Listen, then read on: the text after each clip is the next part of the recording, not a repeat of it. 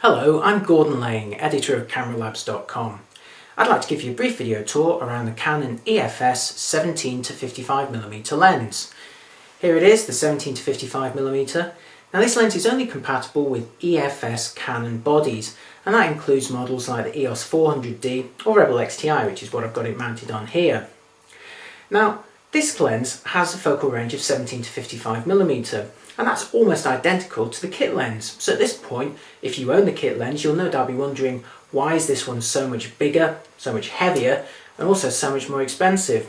Well, a lot of that is to do with the glass that you see at the end of this lens. This lens actually has a constant aperture of f2.8 throughout its entire focal range, and that gives it a very important advantage over the kit lens. It can actually gather almost twice as much light as the kit lens when both of them are zoomed out. But when both lenses are fully zoomed into 55mm, this model can gather 4 times more light than the kit lens.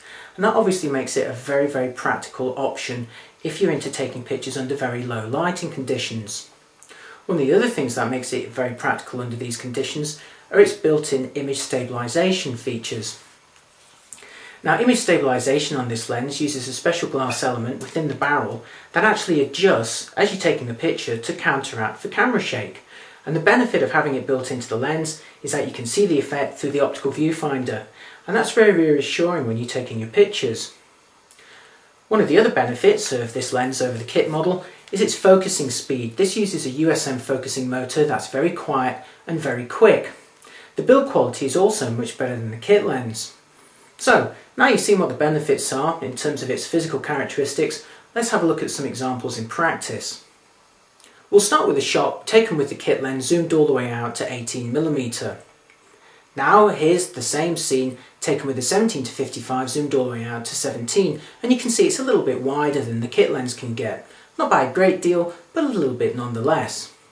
Now here's the kit lens zoomed all the way into 55mm, and now the 17-55 zoomed into 55. So in terms of coverage, there's not really a great deal of difference between the 17-55 and the standard kit lens, but there are of course many benefits to using this model instead. First of all, let's have a look at what that f2.8 aperture can give you. Now, I mentioned earlier that it's very good under low light, but it's also very useful for blurring the background on portraits. This shot was taken with the 17-55 zoomed all the way into 55mm and with the aperture all the way open to f2.8. And if you compare this to some of the other portrait shots that we've got at CameraLabs.com, you'll notice that the background is very much more blurred on this one than it is on a lot of the others. That is one of the great benefits of having this kind of aperture at your disposal. The other great benefit of a bright aperture is when it comes to taking pictures indoors without a flash. This picture was actually taken at a shutter speed of just 1/6 of a second. Now that's pretty slow, and it would normally result in camera shake. However, the 17-55mm image stabilization has eliminated all of that, and again the f2.8 aperture has created a really nice out of focus effect in the background. Another benefit of a bright aperture is the ability to actually extend the effective range of a flash. Now this shot of a snowboarder racing down some rails would normally demand an external flash gun to freeze that action. However, we managed to grab this shot using the 17-55 opened up to f2.8 and zoomed all the way in, but using the built-in flash of the 400D or Rebel XTI.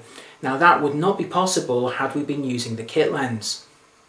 The Canon EF-S 17-55mm is quite a spectacular lens to use in practice. Its constant f2.8 aperture just lets you take pictures in conditions where you normally wouldn't really bother.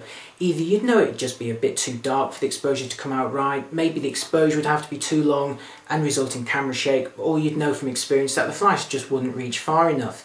In all those situations, this lens can be an absolute boon, and it's great fun to be able to take pictures in those circumstances. However, there are of course downsides to this lens. Most notably, it ain't cheap. It costs a lot of money to have a lens that has a constant f2.8 aperture throughout its zoom range, and it's also undeniably pretty big and heavy considering its range. And have a look at that range. It goes from 17-55mm. Now that's pretty much what you get with a standard kit lens, so if you want to upgrade to something which has a longer reach, then you'll probably be better served by a lens, for example, like the EF-S 17-85mm. That gives you a bit of a longer reach at the telephoto end, and you still get image stabilization to counteract those camera shakes. Also, if you're really into low light photography but you haven't got the sort of budget for this kind of lens, don't forget the 50mm f1.8. That's even brighter still than this lens, and it offers fantastic quality at a very affordable price. It's great if you don't need that zoom capability. If, however, you do need a zoom lens that's very bright and very good under low light, or if you're into portraiture work and you really want to blur those backgrounds, this is the perfect lens to get. Whether you're a wedding photographer, an action photographer, or someone who just likes taking pictures under very dim conditions, the EF-S 17-55mm is sure to delight. For sample images and results from this lens, especially compared to the other general purpose options that are available for Canon bodies, check out our full review at www.cameralabs.com.